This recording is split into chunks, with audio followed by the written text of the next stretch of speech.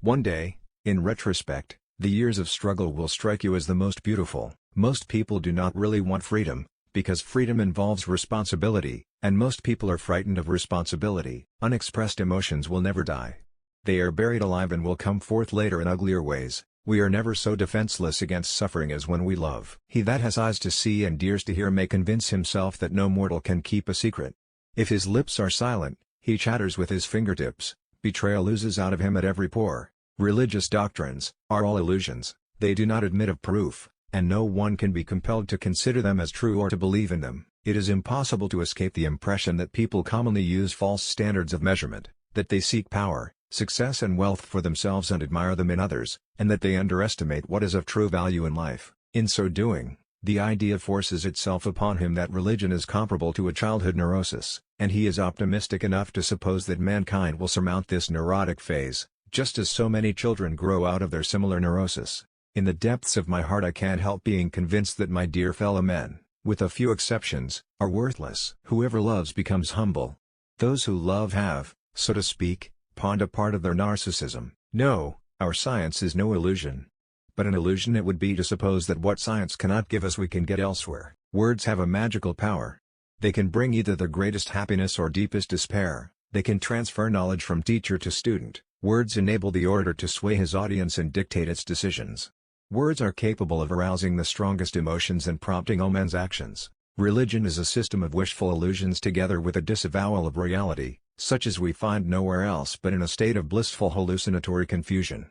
Religion's 11th commandment is thou shalt not question. The virtuous man contents himself with dreaming that which the wicked man does in actual life. It is that we are never so defenseless against suffering as when we love, never so helplessly unhappy as when we have lost our loved object or its love. The behavior of a human being in sexual matters is often a prototype for the whole of his other modes of reaction in life. Where the questions of religion are concerned, people are guilty of every possible kind of insincerity and intellectual misdemeanor. Neurotics complain of their illness, but they make the most of it, and when it comes to taking it away from them they will defend it like a lioness her young. Neurotics complain of their illness, but they make the most of it, and when it comes to taking it away from them they will defend it like a lioness her young.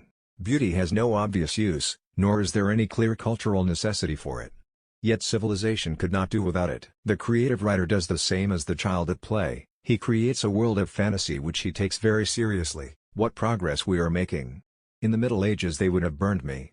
Now they are content with burning my books. Properly speaking, the unconscious is the real psychic. Its inner nature is just as unknown to us as the reality of the external world, and it is just as imperfectly reported to us through the data of consciousness as is the external world through the indications of our sensory organs. The more the fruits of knowledge become accessible to men, the more widespread is the decline of religious belief. The more the fruits of knowledge become accessible to men, the more widespread is the decline of religious belief. A man should not strive to eliminate his complexes but to get into accord with them. They are legitimately what directs his conduct in the world. When a love relationship is at its height there is no room left for any interest in the environment. A pair of lovers are sufficient to themselves.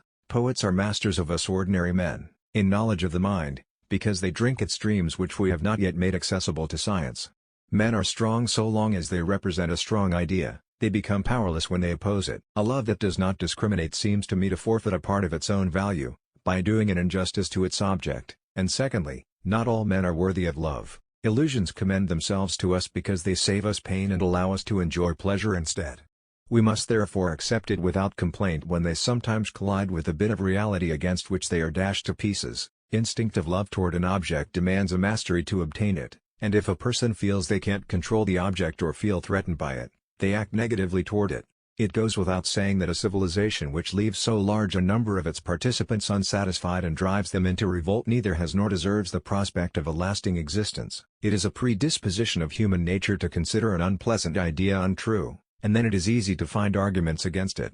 No neurotic harbors thoughts of suicide which are not murderous impulses against others redirected upon himself. The ego refuses to be distressed by the provocations of reality, to let itself be compelled to suffer.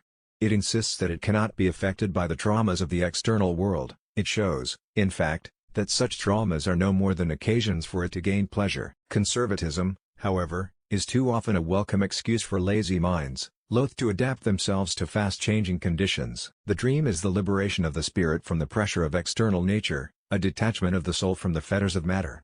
We are so constituted that we can gain intense pleasure only from the contrast, and only very little from the condition itself. As regards intellectual work, it remains a fact, indeed, that great decisions in the realm of thought and momentous discoveries and solutions of problems are only possible to an individual, working in solitude.